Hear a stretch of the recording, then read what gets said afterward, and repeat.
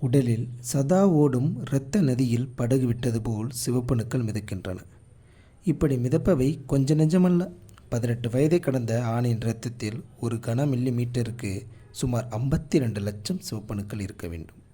பெண்ணுக்கு 45 லட்சம் சிவப்பணுக்கள் இருக்க வேண்டும். இவற்றில் ஹீமோகுளோபின் என்னும் இரத்த புரதம் இருக்கிறது.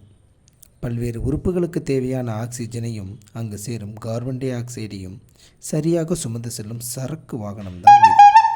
சரக்கு வேன் சந்தைக்கு வராவிட்டால் எத்தனை சங்கடம் நமக்கு. அது மாதிரிதான் ஹீமோகுளோபின் சரியான அளவில் அமையாவிட்டால் நம் ஆரோக்கியம் பல வழிகளில் கெட்டுப்போக சாத்தியக்கூறு அதிகம். இயல்பாக ஒருவருக்கு இதன் அளவு 100 மில்லி இரத்தத்தில் 15 கிராம் வரை இருக்க வேண்டும். என்றாலும் எல்லோருக்கும் இது ஒரே மாதிரியாக இருக்காது. வயது, பாலினம், அவரவர் தேவையை பொறுத்து இதன் அளவு மாறும்.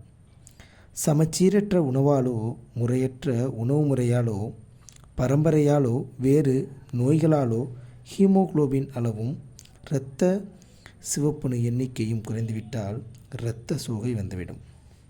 உங்கள் உணவு பழக்கத்தில் இருக்கும் குறைகளை நிவர்த்தி செய்து உங்கள் எடை, தோலடி கொழுப்பு, மஞ்சள் கொழுப்பு ஆகியவற்றை குறைத்து உங்கள் உயரத்திற்கேற்ற எடையை பெற விரும்புவோர் கீழே இருக்கும் லிங்கினை தொட்டு பதிவு செய்து கொள்ளவும். மேலும் விவரங்கள் அறிந்து கொள்ள திரையில் தெரியும் எண்ணிற்கு வாட்ஸ்அப்பில் குறுஞ்செய்தி அனுப்பவும்.